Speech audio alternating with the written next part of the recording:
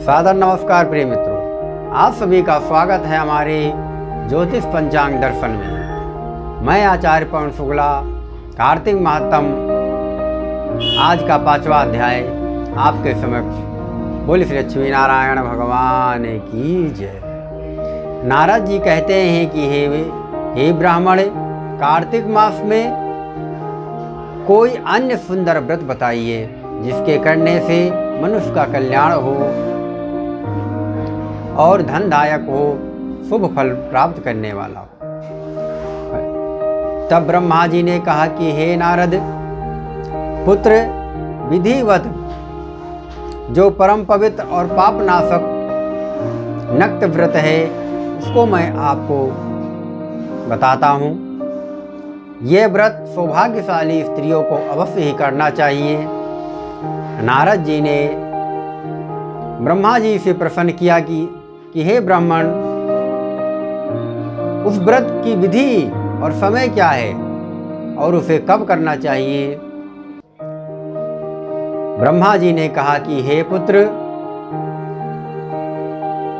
तुम्हारे अत्यंत स्नेह के कारण मैं तुम्हें इस व्रत का विधि विधान बताता हूँ, ध्यान से सुनो।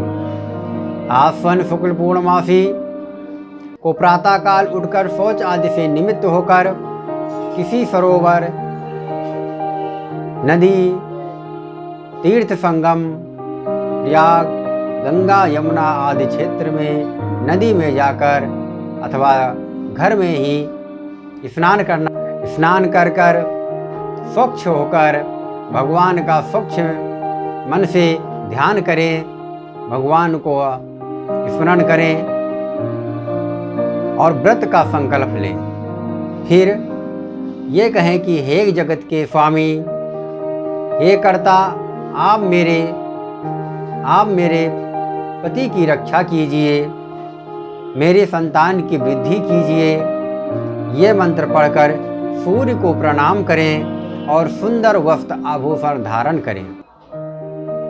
दिन के समय भोजन ना करें, ना ही जल पिए, अर्थात संपूर्ण दिन भजन आदि कीर्तन में ही निकाल दें। ब्रह्मा जी कहते हैं कि हे पुत्र, सायंकाल को हमारा पूजन चांदी के पात्र में दूध भरकर, चांदी के पात्र में दूध डालकर करें।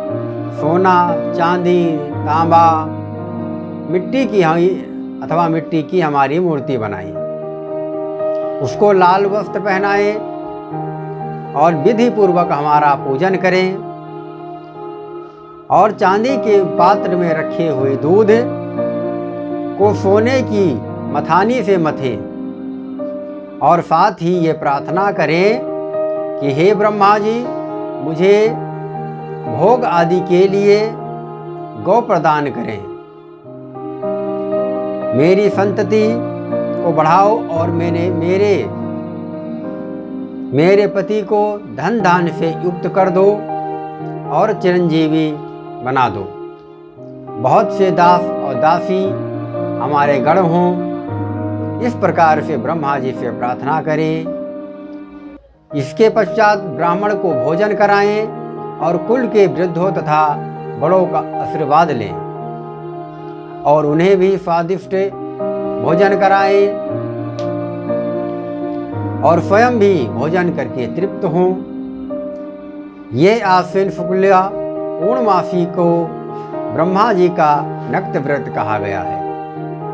ये व्रत सब पापों को नाश करने वाला है, धन धान में वृद्धि करने वाला है, सौभाग्य व संतान की प्राप्ति करने वाला है। ये व्रत सौभाग्यशाली स्त्रियों को अवश्य ही करना चाहिए और ये ज्ञानी पुरुषों को भक्ति प्रदान करके अंत में मोक्ष को प्राप्त करता है। भगवत जप, तप, तीर्थ, स्नान से इतने प्रसन्न नहीं होते हैं जितना कि भगवान इस व्रत के करने से होते हैं। जो ब्रह्मा जी के आगे इस व्रत को करते हैं और ब्रह्मा जी के आगे कपूर जलाते हैं, उसको बड़े बड़े वृक्षों गोदान का फल प्राप्त होता है।